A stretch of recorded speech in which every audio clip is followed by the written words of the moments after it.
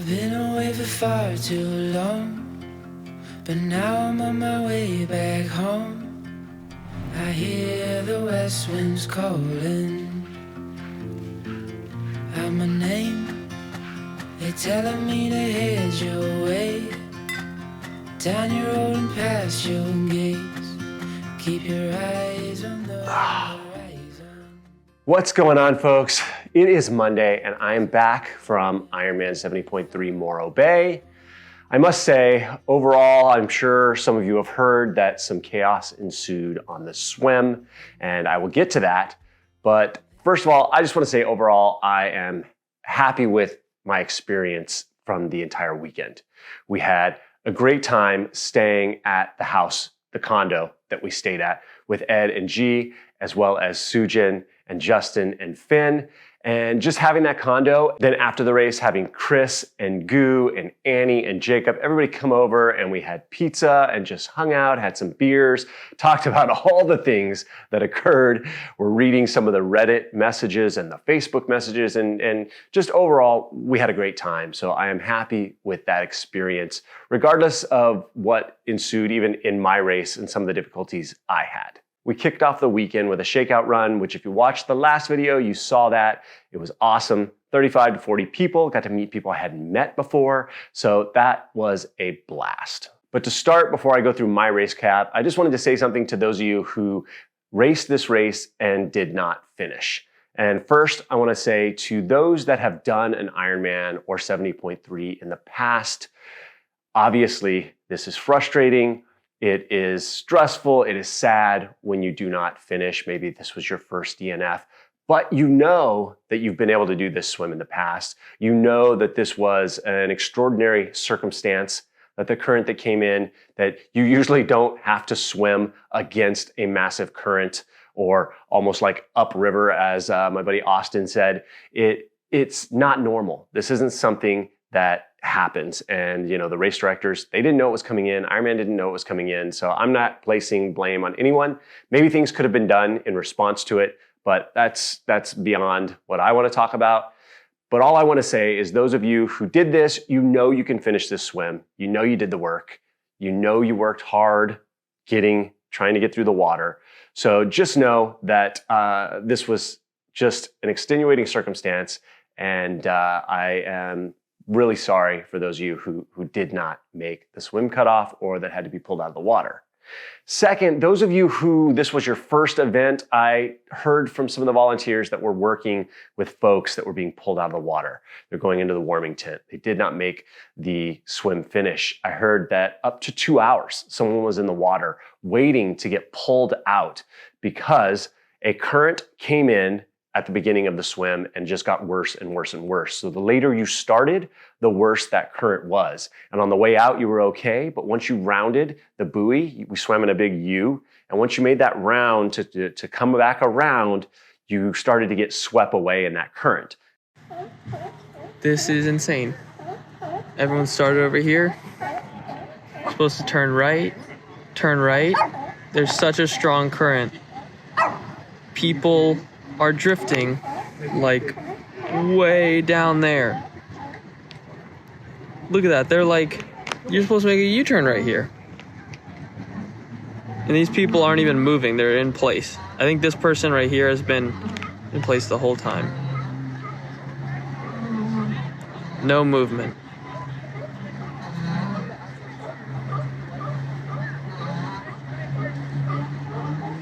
Wow, that's insane. And people are just going further and further. When I was swimming, I was at the very beginning, so the current wasn't as bad. I'll talk about how it affected my swim. But the later you got in, which if you were not as an efficient swimmer, you decided to seat yourself further back, you actually got the worst conditions. And I heard from a couple of the volunteers that folks were just saying this was terrible. I will never do another Ironman event. And I hope you go away from this and you give yourself some time to think on it, right? Feel the feelings, be upset, be frustrated, be mad. You did a ton of work, but this isn't a reflection of the work you did. This, again, was something that was out of your control. It is not normal.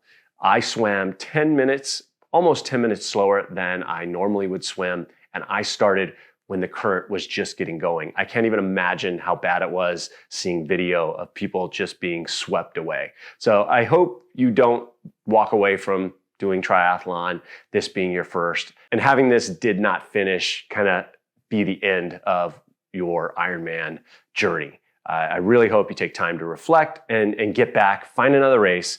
You will finish the swim. And that's really all I'll say about what occurred with the swim outside of my race. I've heard a lot of things. I've seen things online in regards to the response, to the number of people in the warming tent, how big the warming tent was, how long it took to get people out of the water.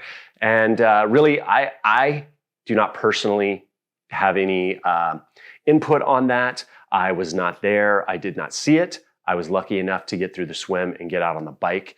So I won't address any of that. But all I can say is I can only imagine in the moment when something like this occurs that there's a lot of panic. There is a lot of not knowing what to do, reacting. So it's an unfortunate event. But as for me, got up at 3:30 in the morning, got food in right away, wanted to make sure I got the food in before my nerves kind of started to stir up. Everything seemed good, got a couple cups of coffee in, went to the bathroom a bunch of times. We got down around 4:45 to transition and just set the bike up. Got everything going, felt great. Headed over to the swim start, got the wetsuit partly up, hit the bathroom a couple more times, felt like I was completely empty and ready to roll. It was really great because we had a bunch of folks at this race from OCE and from just people we know. And at the swim start, there were about 5 of us. There was myself, there was Ed, there was Chris, there was Goo, and there was Brian. And we were probably from when the race started at 6 a.m., we were maybe 7 rows back of the 5 that they were releasing. We started under the first minute. So it was like 6:28 when I hit the water. So we started right at the start, and all 5 of us kind of went in within, I'd say, 2 groups of 5. And Ed and I had a little competition going on because at La Quinta, I had beat him by 5 minutes. So this was our rematch. Did a lot of kind of poking and prodding and messing with each other, and had a really good time kind of building up our excitement to go head to head. Chris was also with us, and Chris Sakas, he is another fast guy. He races kind of just like us and in that similar time frame, sub 5 hours. And then Goo and Brian, who are also with us, gotta say congratulations. Goo took 4th overall. I believe Chris took 6th overall. Both of them placed, I think, 2nd in their age groups, I believe, as well as Come Try with Annie. Annie was with us. You saw her in some of my videos this week. She has a YouTube channel. She placed 2nd in her age group as well. Actually, all in all, a lot of us received slots through roll down. Some got slots just because they finished at the top, but a bunch of us actually had received roll down slots, but we decided not to go to awards and not to take them because I knew going in that I did not want to go to New Zealand. I've heard that it is, 1, extremely expensive. There is nowhere to stay. And after my experience going to Lahti last year and going to Finland, I had a great time once I was there, but getting there, the logistics, my bike being stuck there for a couple of weeks after, I knew that I did not want to go to New Zealand and have to deal with all of that. Plus the race is right before Christmas. I go to Vermont. So I'd already made my mind up. If I got a slot, I would not take it. So back to the swim. We started the swim and I felt like I was swimming really hard for the first 1,000 yards. I actually knew I was swimming too hard. My goal was not to go too hard, but you get caught up, people are moving quick, and we were all there together, and I was swimming way, way too hard. And by the time I got almost to 1,000 yards, I was hyperventilating, I was panicking. I have never wanted to quit a swim so bad in my life. I started breaststroking. I just could not catch my breath. The water was extremely cold on your face, which made it hard to breathe, but my body was never that cold. My hands were never that cold. The days leading up to the race, the water was coming in at a temperature of 52 to 54 degrees. And miraculously on race morning, wherever they measured the water, it was 57 degrees, so we could do the full swim. So as I got out to the first turn buoy, I was panicked. I could not catch my breath and I was struggling. But my first two 500-yard splits on my Garmin that I swam, the first 500, I swam a 105 pace, 1 minute and 5 seconds per 100 yards, which is moving. The second 500, I swam a 110, which is moving. So the first 1,000 yards, I completed in less than 12 minutes. Rounding that buoy, I felt my watch vibrate for the second time and started swimming to the second buoy, and it started to feel very hard. It felt like that buoy was really far away. It felt really rough. And when I look at my split, the third 500-yard split took me 13 minutes and 44 seconds.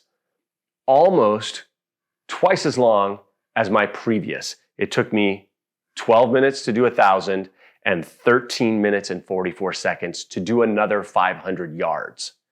The next 500 yards, which would have been 15 to 2,000 yards, I swam in 11 minutes and 40 seconds. So at that point, I swam 24 minutes for the second 1,000 yards when I swam 12 minutes for the first. So I was at 36 minutes at that point.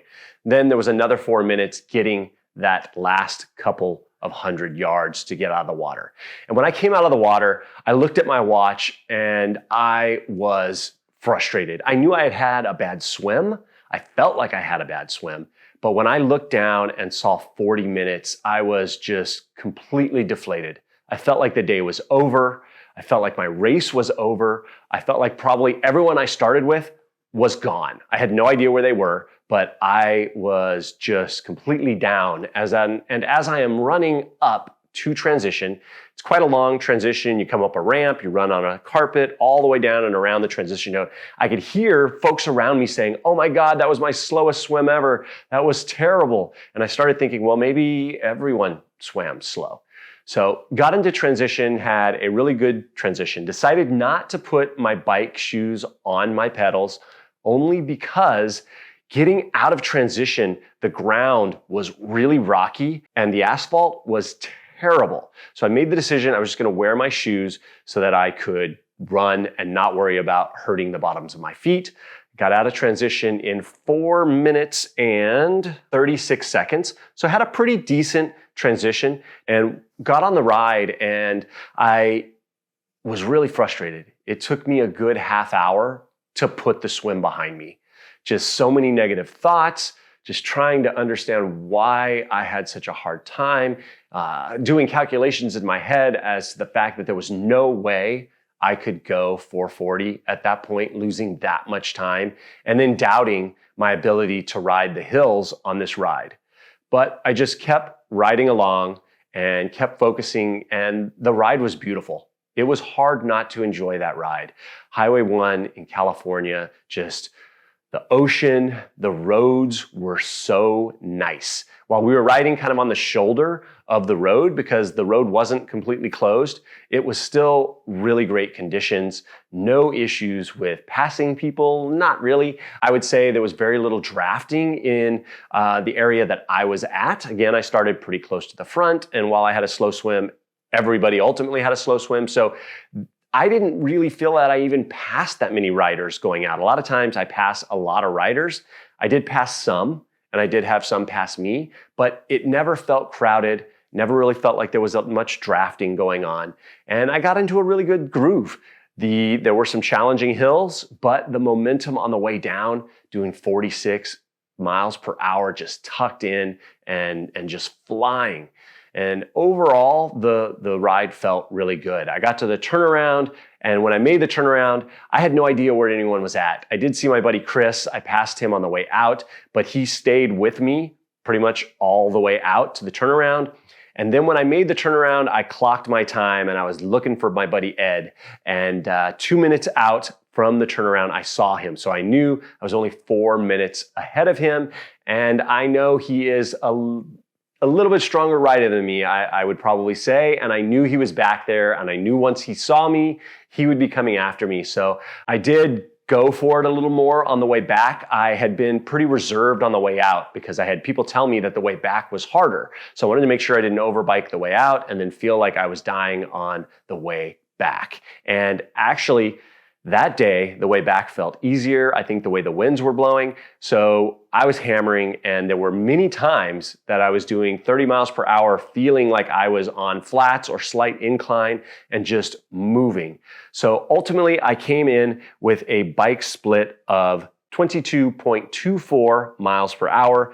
My total bike was 2 hours, 31 minutes and 40 seconds. As I came in, I made the decision I was going to pull my feet out of my shoes so that I could hop off and run, not thinking about how bad the ground was and how tore up the pavement was.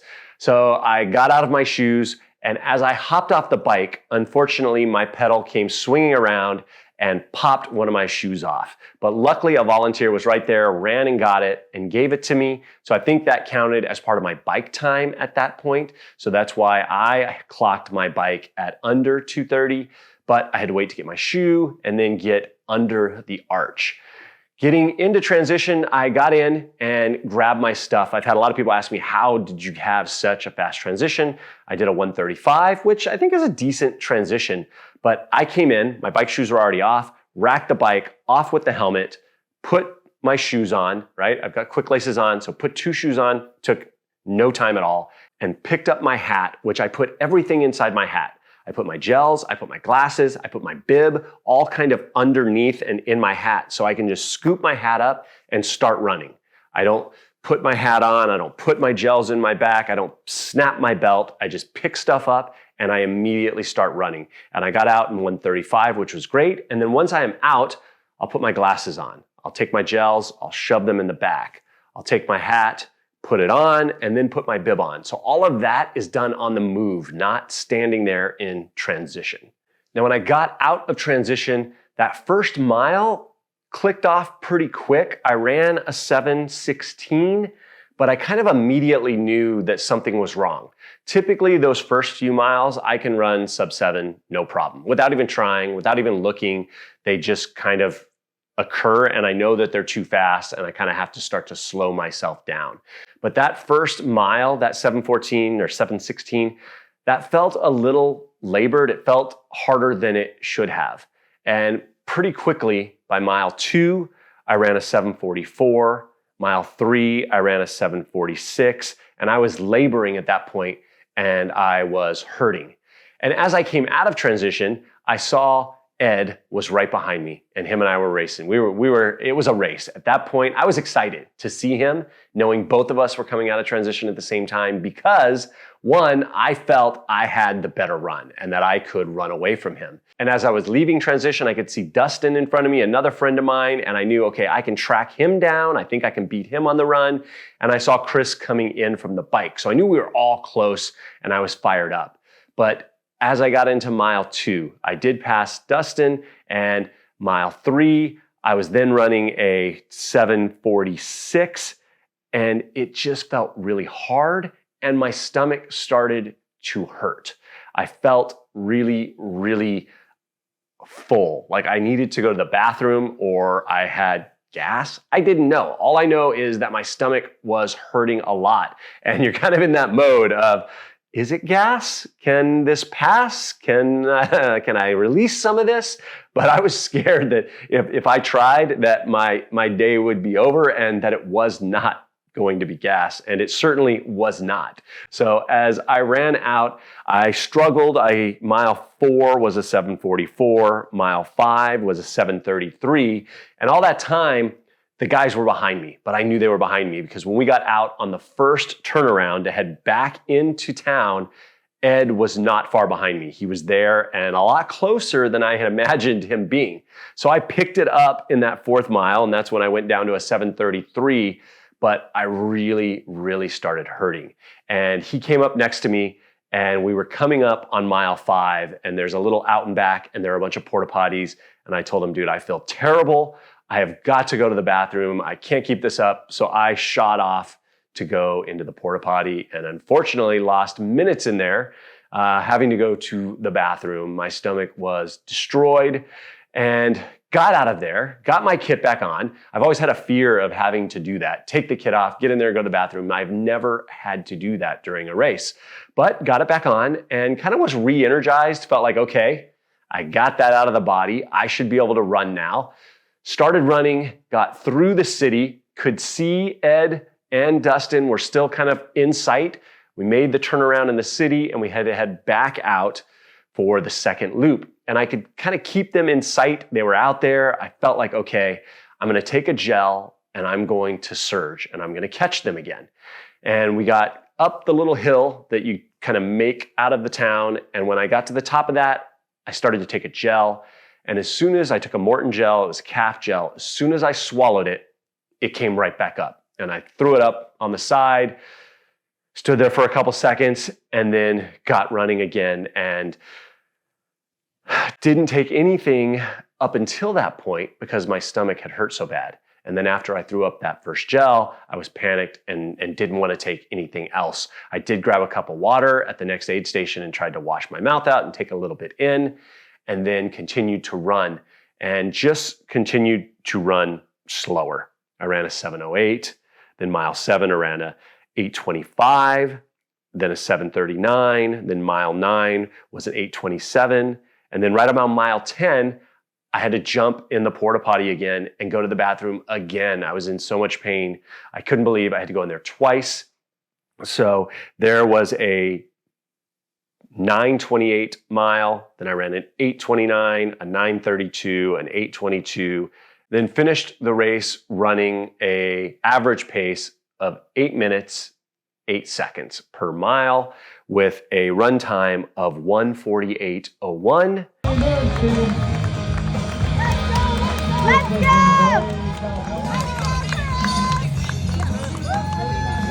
Hey, Chris.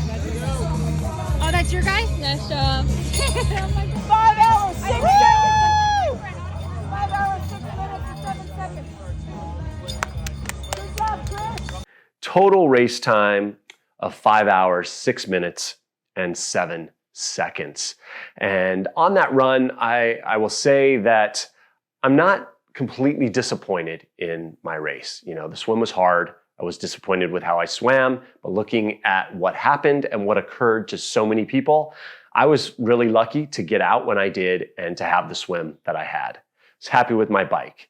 My run, with the things that I faced, with the GI issues that I had, going into the porta potty twice, throwing up twice, not consuming any calories on the run, but able to still run 8:06s and ultimately kind of negotiating with myself as I was going. I just kind of kept telling myself, you can surge up. You can still catch these guys. You can still catch them.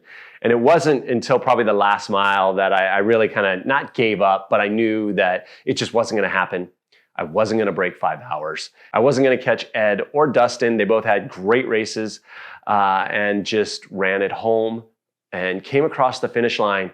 And I don't remember hardly anything in that last mile. I don't remember going through town. The first time out and back, I remember the energy, the amount of people there. It is so cool running through downtown Morro, right there on Embarcadero. You've got the Ironman Village. People are cheering and there's so much energy. But on that last mile back, I don't remember anything other than trying to put one foot in front of the other and get across that finish line. I came across the line and I remember seeing two of my friends, Candy and G, and they both had medals and they were handing me my medal and my hat. And I immediately went over to the side away from the crowd because I thought I was going to throw up again. Ed came over, poured some water on me. And it was really all of that was pretty foggy. But once I was done racing and was able to settle down, go to the bathroom a few more times, eventually I was able to get some food in me that stayed in me. And overall, my legs don't really hurt. I don't feel like I even ran that hard. So coming out of this, I'm not very sore. I am still fighting whatever I have been fighting. Maybe it has been a cold. I don't want any excuses associated with this. I'm not gonna use any excuses for the race. What I raced was what I had. All I had, I put out there. And I'm happy with the results. I'm happy with what I overcame. And, you know, there will be another race and I will continue to go after that sub 440 goal. But that is it. This is probably way longer than it should be. I'm gonna probably edit a bunch of this down.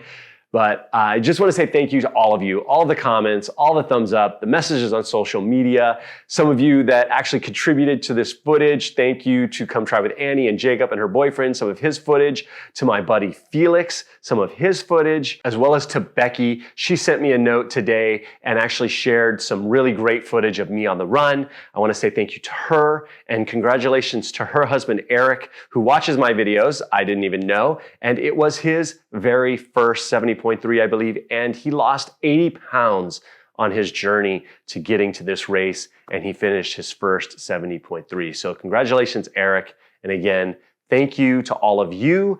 I'm not really sure what my plans are next. I'm gonna take a couple weeks, think about it. The only thing that I have registered for right now is 70.3 North Carolina in Wilmington in October. I'm not sure the exact date, but that is in October, and that is the only thing I have actually on the calendar. There's some things I have in mind, but over the next couple of weeks, I will iron that out and I will share that with you.